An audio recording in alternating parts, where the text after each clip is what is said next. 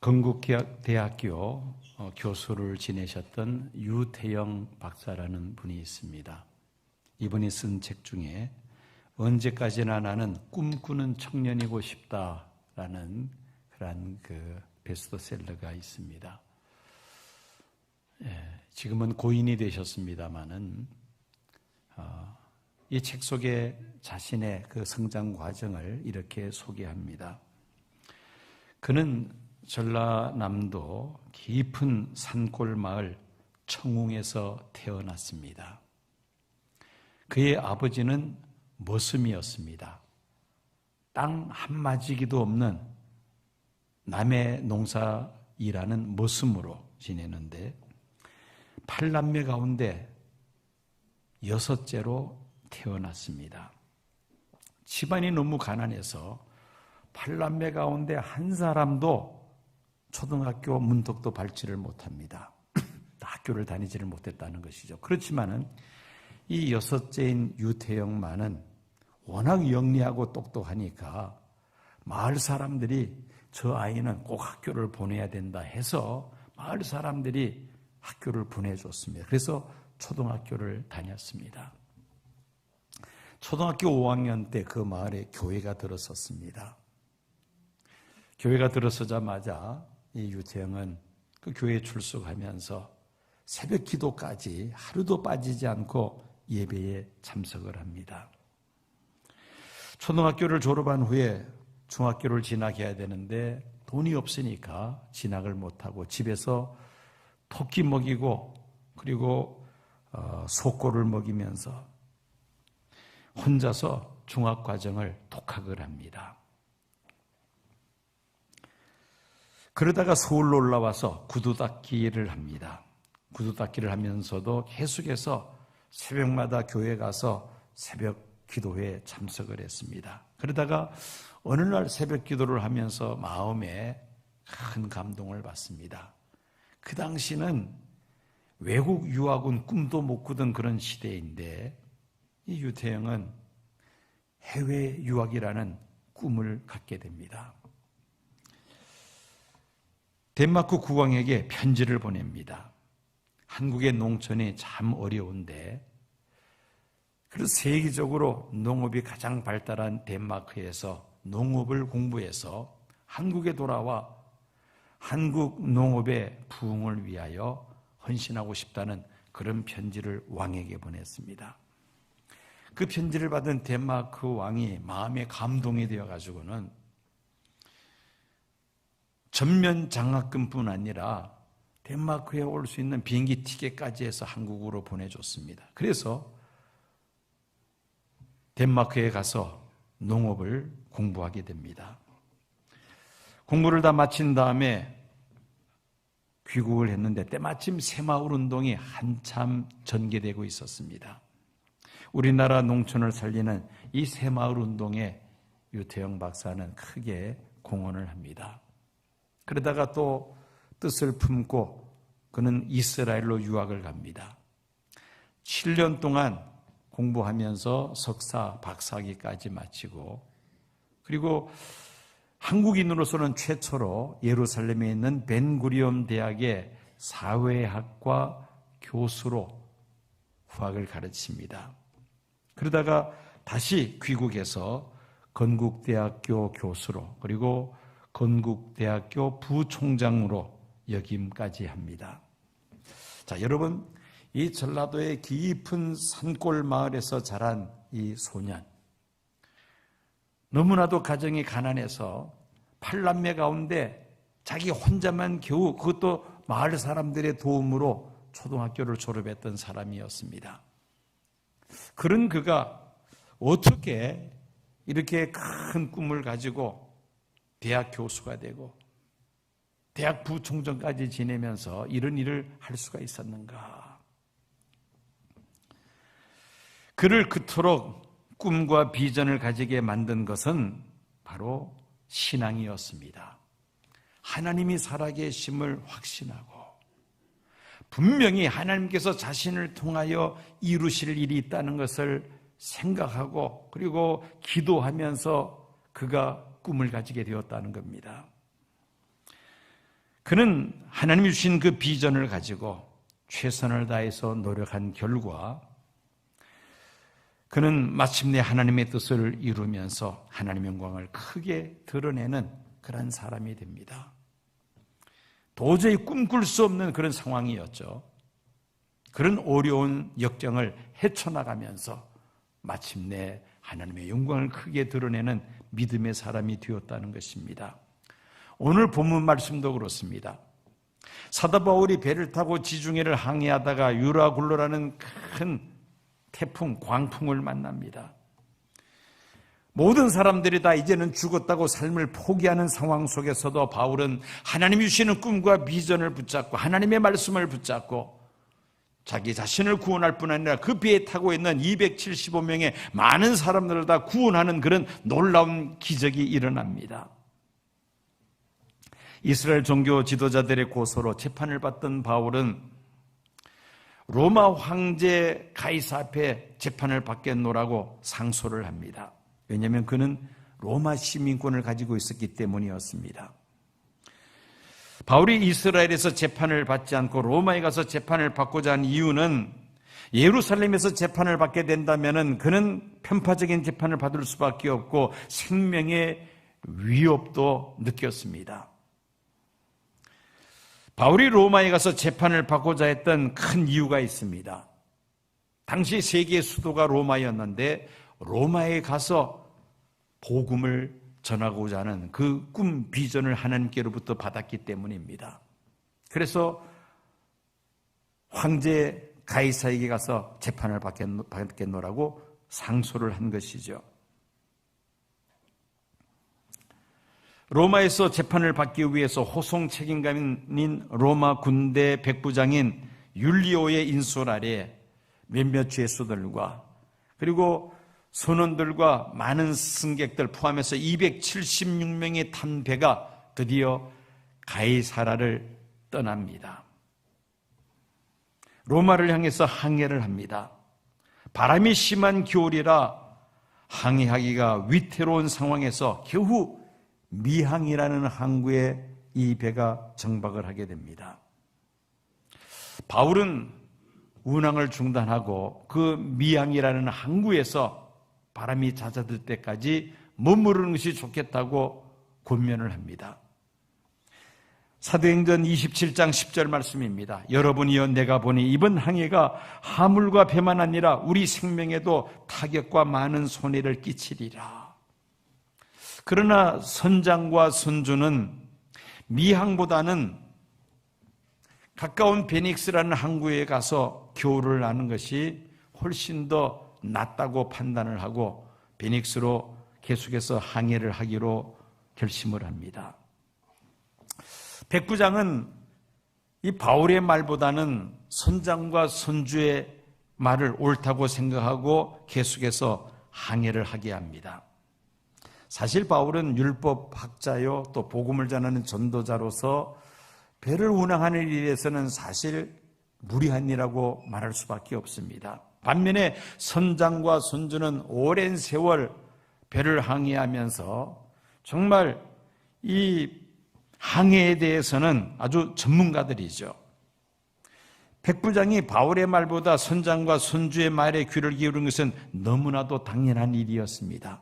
그렇지만은 만약에 백부장이 바울은 기도의 사람이고 하나님의 사람으로 바울의 말을 그래도 귀를 기울이고 그 말을 따랐더라면 아마도 지중해에서 14일 동안 그 광풍에서 시달리는 사경을 헤매는 그런 고생은 하지 않았어도 되었을 것입니다. 오늘날도 마찬가지죠. 아무리 논리적이고 합리적이고 또 당연한 이야기를 할지라도 하나님의 말씀에 맞지 않는다면 하나님의 뜻이 아니라면 과감하게 내려놓을 수가 있어야만 합니다. 비논리적이고 비합리적이고 비현실적이라 할지라도 하나님의 말씀 앞에서는 우리가 순종하는 그런 자세를 가져야만 합니다. 하나님의 말씀을 무시하고 사람의 생각과 사람의 뜻을 앞세우다가 우리는 세상에서 광풍을 만나 많은 고생을 겪기도 합니다. 자, 선장과 선주가 미양보다는 베닉스로 이동해서 베닉스에서 겨울을 보내는 것이 낫겠다는 말을 했고, 때마침 또 남풍이 순하게 불어서 이게 신의 뜻이라고 생각을 하고는 그만 그 미양에서 출항을 합니다. 밭을 고려 올려서 항해를 시작하는데 얼마 가지 않아서 바울이 말한 대로 광풍이 불기를 시작했던 것입니다. 겨울철에 지중해에서 갑작스럽게 발생하는 이 광풍 때문에 겨울철에 지중해를 항해하는 것은 지금도 매우 조심스럽게 그렇게 항해를 하고 있습니다. 이 바울이 담배는 광풍으로 말미암아 더 이상 항해할 수가 없었습니다. 그래서 바람 부는 대로 파도가 치는 대로 배는 떠내려가기 시작을 합니다. 장장 14일 동안을 지중해에서 광풍으로 시달리면서 표류를 합니다. 풍랑으로 인해서 배가 침몰하지 않도록 배 안에 있는 모든 짐들을 다 바다로 내던집니다. 그리고 배에 있는 기구들도 전부 다 내려서 배를 최대한 가볍게 합니다. 14일 동안을 승객들은 밤낮으로 광풍에 시달리면서 아무것도 먹지를 못합니다. 광풍은 조금 더 사그라지지 않고 계속해서 밤낮으로 불길을 지속합니다. 사람들은 완전히 구원의 소망을 다 잃어버리고 말았습니다. 오래전에 제가 대학 다닐 때에 포항에서 울릉도로 배를 타고 여행을 한 적이 있었습니다. 요즘은 배들이 크고 또 잘 만들어서 아무리 풍랑이 일어도 롤링이 적습니다. 빠른 시간에 울릉도까지 가죠. 그런데 그 옛날에는 다 이제 나무로 만든 배고 배가 작습니다. 그래서 조금만 파도가 불어도 배가 그냥 롤링을 합니다. 배 안에 들어가 보니까 객실이 마루로 되어 있고 그 객실에 군데군데 큰 깡통들이 이렇게 놓여 있더라고요. 아니, 객실에 이렇게 저렇게 지저분한 깡통들이 저렇게 놓여 있는가 처음에는 이해를 못했습니다만은 그것을 이해하기까지는 30분밖에 걸리지 않았습니다. 조금 배가 이제 항구를 떠나서 바다로 나가는데 그때부터 이 파도에 배가 흔들거리기를 시작하는데 그냥 서 있을 수가 없어요. 어지럽고 막 구토증이 나는데 서 있을 수가 없습니다. 그래서 저도 깡통 하나 잡고는 속에 있는 걸 다 토해내는데 속에 있는 거 다 토해나고 나니까 완전히 기진맥진해버리고 맙니다. 그냥 마룻바닥에 누워버리고 말았습니다.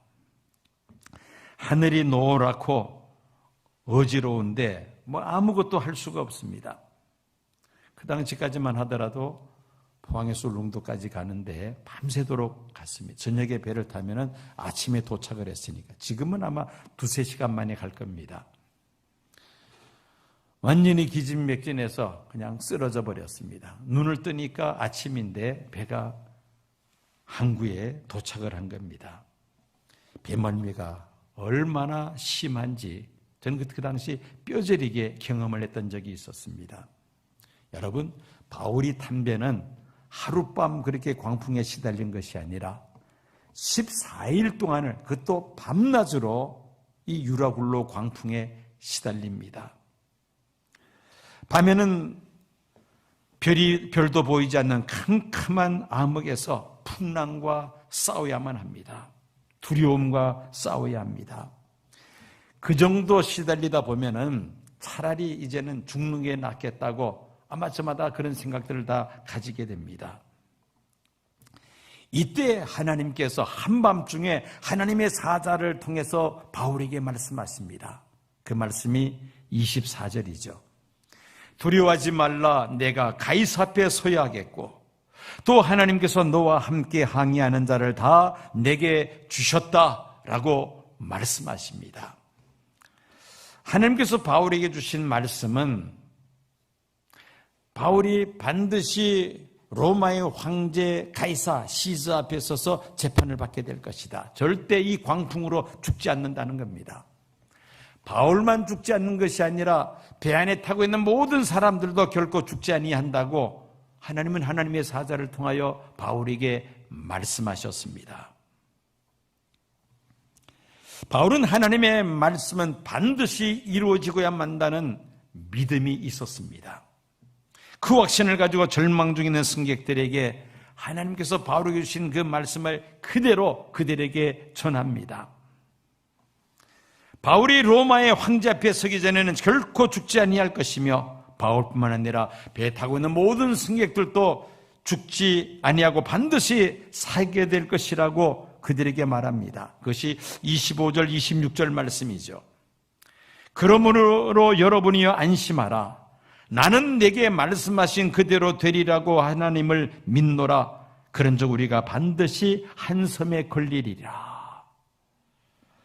한번 여러분들 따라해 보실까요? 나는 내게 말씀하신 그대로 되리라고 하나님을 믿노라. 내게 말씀하신 그대로 되리라고 나는 하나님을 믿는다. 하나님께서 하신 그 말씀은 반드시 이루시고야 만다는 바울의 확신 있는 믿음이었던 것입니다. 저는 대학 3학년 때에 그때 이제 구원파가 한창 이제 우리나라에 이제 일어서기 시작하는 그런 때였습니다. 교회 대학부 회장을 제가 맡아 있을 때인데 학교에서 안면에 있는 한 학생이 저에게 찾아와서 뭐라고 질문을 던지느냐면은 구원받았느냐고 대뜸 묻는 것이었습니다. 그 사람이 내가 교회 대학부 회장인 것을 아는 사람이었어요. 그런데 묻더라고요. 그래서 바로 대답했죠. 난 구원받았다고. 그랬더니만은 이어서 묻기를 몇 년 몇월 며칠 어디서 구원받았냐고 질문을 던지는 겁니다. 저는 그때까지 한 번도 내가 몇 년 몇월 며칠 어디서 구원받았느냐 생각해 본 적이 없었어요. 어릴 때부터 교회 다니면서 그렇게 신앙생활하면서 나름대로는 그런 구원의 확신을 가지고 있었는데 대뜸 몇 년 몇월 며칠 어디서 구원받느냐고 하는데 뭐라고 대답해야 될까 한참 생각을 하는데 또 이어서 또 질문을 던지는 겁니다. 뭐라고 이야기하느냐면은 오늘 밤에 죽는다면 천국 갈 확신이 있느냐고 또 그렇게 묻는 겁니다. 오늘 밤에 죽는다면 천국 들어갈 확신이 있느냐. 그 말을 들으면 저는 기분이 나빴어요. 아니 내가 왜 오늘 죽느냐고. 오늘 밤에 내가 왜 죽느냐고. 그런 생각이 이제 나면서 좀 화가 치밀어 오르더라고요. 그러면서 그 친구의 대답을 했습니다. 나는 오늘 밤에 안 죽어. 왜 안 죽느냐고 따지더라고요. 그래서 하나님이 나를 목회자로 부르셨고 또 내가 앞으로 목회자로 사역을 앞으로 하게 될 텐데 내가 목회자로 사역하기 전에 내가 왜 죽느냐고. 하나님은 나를 목회자로 부르셨기 때문에 나는 오늘 밤에 절대 안 죽는다고. 그랬더니만은 이 친구가 머쓱하게 쳐다보더니 그냥 가버리더라고요. 알고 보니까 그 사람이 구원파에 빠진 그런 학생이었어요. 여러분, 하나님께서 내게 말씀하시고 하나님께서 내게 주신 꿈과 비전은 하나님께서 반드시 이루실 줄로 믿습니다.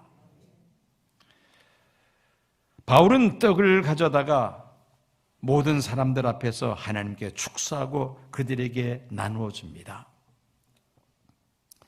삶을 포기했던 그 배 안에 타고 있었던 사람들, 먹을 것이 없어서 먹지 못한 것이 아니라 먹을 것이 있음에도 불구하고 14일 동안을 그 유라굴로 광풍에 시달리다 보니까 완전히 삶을 포기해버린 사람들입니다. 차라리 이제는 우리가 죽는 것이 낫다라고 생각하고 포기한 사람들입니다. 그런데 그들에게 바울이 하나님께로부터 받은 비전을 이야기하면서 바울이 축사하고 그리고 떡을 나눠줄 때에 배에 타고 있던 사람들이 다 그 떡을 받아 먹습니다. 바울의 말을 듣고 그들이 희망을 가졌다는 말이죠. 식음을 전폐하고 절망 속에 사로잡히던 사람들이 바울이 전하는 그 하나님의 말씀, 바울이 가진 꿈과 비전을 듣고는 그들이 용기를 냅니다. 배부리 먹고는 힘을 냅니다. 마침내 그 배는 그 다음날 멜리데 섬 해안가 모래 언덕에 좌초되면서 전원 다 구조됩니다.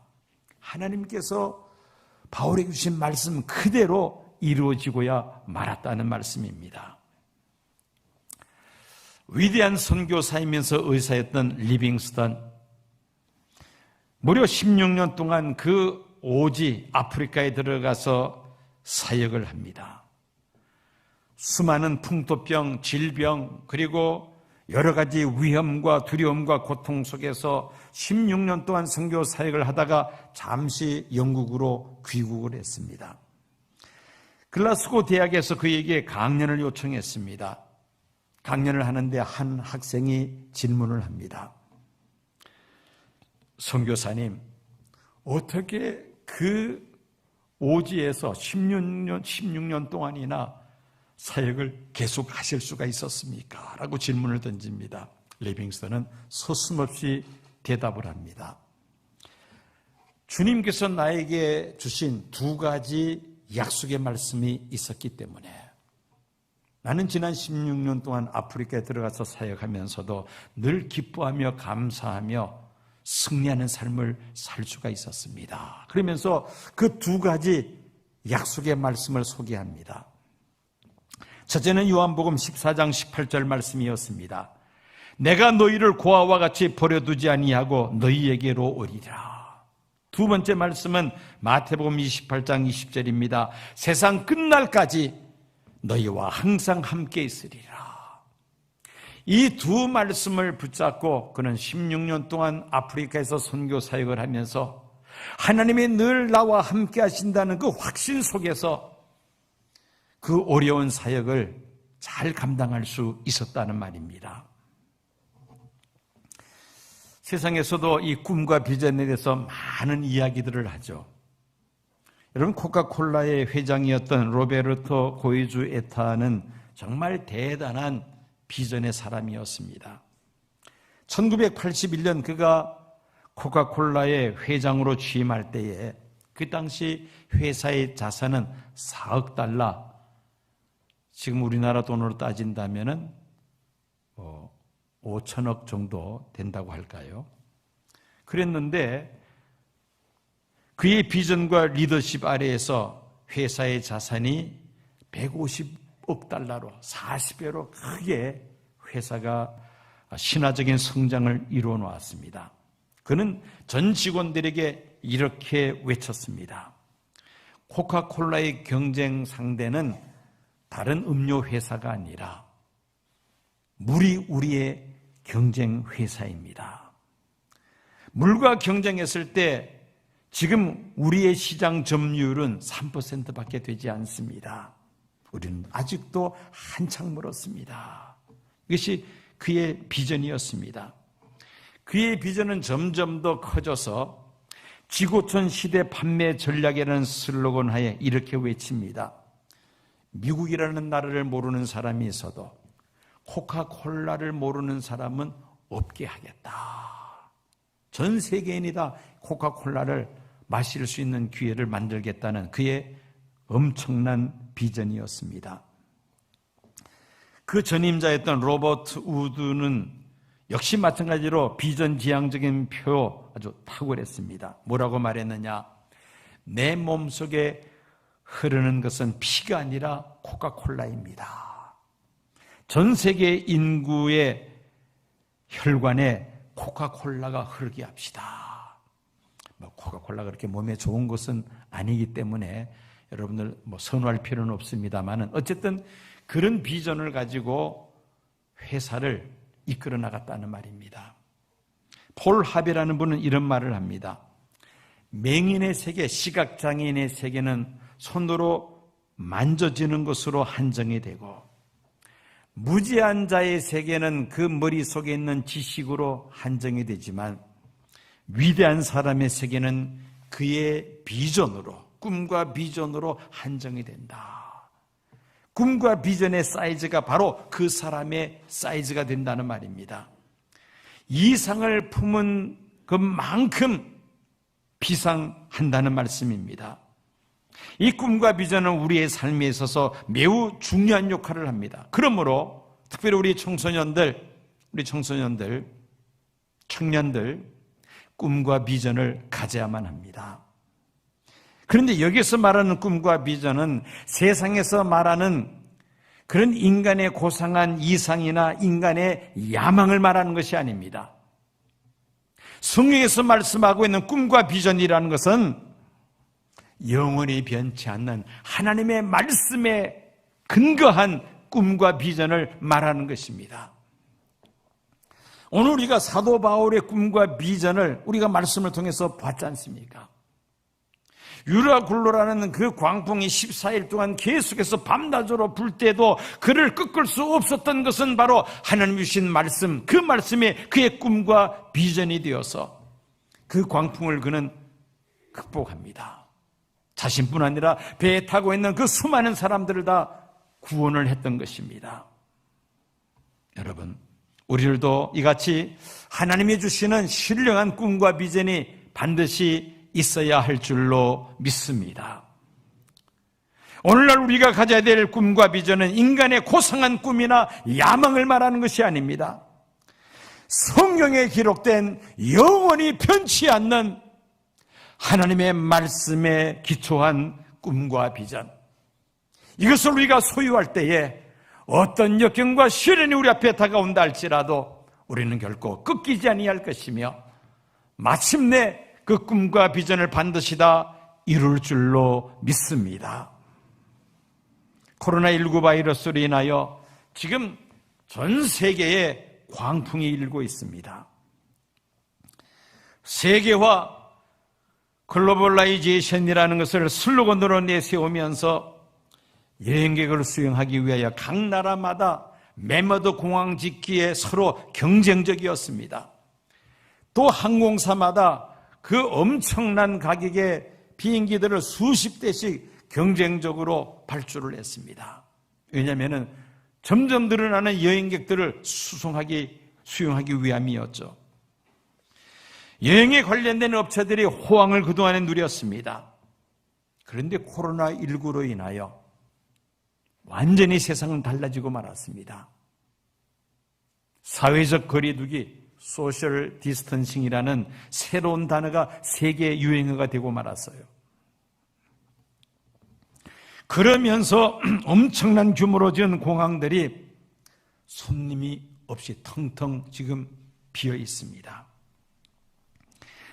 엄청난 경비를 들여서 구입한 그 비행기들이 그 넓은 비행장에 다 지금 계류되어 있습니다. 하늘을 날지 못하고 지금 다 계류되어 있습니다. 항공사들과 여행사들은 사업을 중단해야 되는 그런 위기 상황에 도달했습니다. 코로나19는 세계화라는 유행어를 한순간에 삼켜버리고 말았습니다. 이제는 비대면 언택트라는 말이 이제 유행어가 되었습니다. 서로 마주보지 않고 살아갈 수 있는 방법을 이제 연구해야 된다는 것이죠. 그러면서 이제는 세계화가 아니라 지역화로, 봉쇄로 지금 그 경향이 완전히 180도 달라지고 말았습니다. 이 코로나19는 세계 경제에 막대한 피해를 안겨주었습니다. 1929년 세계 대공황 이후에 가장 큰 위기 상황이라고 이구동성으로 말을 합니다. 공장들이 폐쇄되며 직원들이 실직자가 되며 또 그 중소상공인들도 이제는 가게 문을 닫아야 되는 그런 상황이 지금 계속 늘어나고 있습니다. 코로나19 사태는 세계 정치계의 또 판도도 지금 바뀌어지고 있습니다. G2라고 불려지는 미국과 중국이 코로나19 발병의 그 책임 문제를 놓고는 치열하게 지금 정치 공방을 벌이고 있습니다. 중국에서 시작된 코로나19 사태를 중국이 솔직하게 세계에 발표하지 않고 감추다가 그만 차단할 수 있는 기회를 놓쳐버리고 말았다는 것이죠. 오히려 사태를 키워서 전 세계에 엄청난 피해를 주었다는 겁니다. 지금은 미국이 코로나19를 제대로 준비하지 않았다가 가장 많은 확진자와 사망자가 발생하는 나라가 되고 말았죠. 코로나19로 인한 미국과 중국의 정치적인 갈등은 아마 우리나라에도 큰 피해가 주어질 것으로 예상하며 지금 염려하고 있습니다. 우리 사회에 코로나19의 광풍이 지금 불고 있습니다. 정치, 경제, 사회, 국방, 문화 전 분야에 걸쳐서 지금 엄청난 변화가 주어지고 있습니다. 분명한 비전이 없으면 좌충우돌 하다가 그만 침몰해버리고 말 것입니다. 여러분, 한국 교회 예외가 아닙니다. 이제는 사회적 거리 두기가 이 비대면이 일상화되면서 교회 안에 이 소그룹을 지금 모이지를 못합니다. 셀레브도 모이지 못하고 또 식사도 공동 식사도 지금 우리가 중단한 상태이죠. 각 자치의 모임도 지금 하지를 못합니다. 교회 학교는 분방 공부, 소그룹 분방 공부를 지금 중단한 상태입니다. 여러분, 이 비대면, 언택이 바로 우리 생활의 이제 일상화가 됩니다. 그러면서 이제는 전도하기도 어렵습니다. 전도하려면은 찾아가서 만나서 얼굴을 마주보고 그러면서 복음을 전해야 되는데 이제는 사람 만나서 대화하는 것을 꺼려하는 그런 세상이 되고 말았습니다. 그러니 전도하기가 점점 어려워지죠. 교회 출석 교인들의 숫자가 지금 급격히 줄어들었습니다. 우리 사회 전 분야에 엄청난 이런 돌풍이 불고 있습니다. 여러분들 가정이나 개인적으로도 마찬가지입니다. 실직과 또 사업 실패로 인한 경제적인 돌풍이 불고 있습니다. 질병과 죽음 문제, 또 가정 문제로 인해서 돌풍이 불고 있습니다. 바울이 담배가 하나님의 사람 바울의 권면에도 불구하고 듣지 않고 선장과 선주의 말에 귀를 기울이고 항의하다가 이 유라굴로 광풍을 만나고야 말았습니다.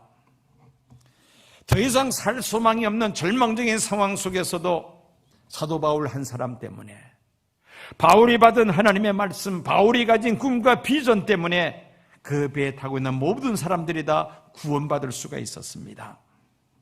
여러분, 오늘날 코로나19 바이러스 인해 전 세계가, 그리고 한국 사회가, 우리 한국 교회가, 그리고 개인적으로도 이 유라굴로 광풍에 휩싸여서 두려움과 절망감 속에 살아가고 있습니다.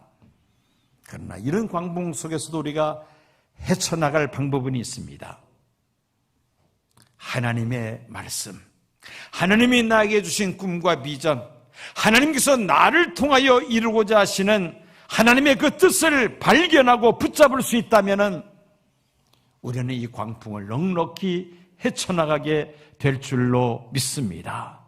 나만 헤쳐나가는 것이 아니라 내게 속해 있는 주변의 많은 사람들을 우리가 구원할 수 있다는 말씀입니다. 우리는 오늘 많은 믿음의 선배들의 그 열정 가운데서도 사도 바울의 그 신앙을 우리가 살펴보았습니다. 사도 바울의 비전의 힘은 유라굴로 광풍을 극복하는 그러한 비전의 힘이었습니다. 여러분이여 안심하라, 나는 내게 말씀하신 그대로 되리라고 하나님을 믿노라. 하나님의 말씀은 반드시 이루어지고야 만다는 이 믿음을 가지고, 하나님이 주신 꿈과 비전을 가지고 이 광풍을 그는 헤쳐나가며 승리하였습니다. 오늘 예배에 참석한 성도님들, 우리들도 이 사도 바울의 믿음을 본받아서 하나님께서 우리 각자에게 주신 하나님의 말씀, 하나님께서 나를 통하여 이루고자 하시는 하나님의 그 뜻, 우리에게 주신 꿈과 비전을 끝까지 붙잡고 나아갈 때에 이 광풍을 넉넉히 헤쳐나가며 살아계신 하나님의 영광을 드러내게 될 줄로 믿습니다.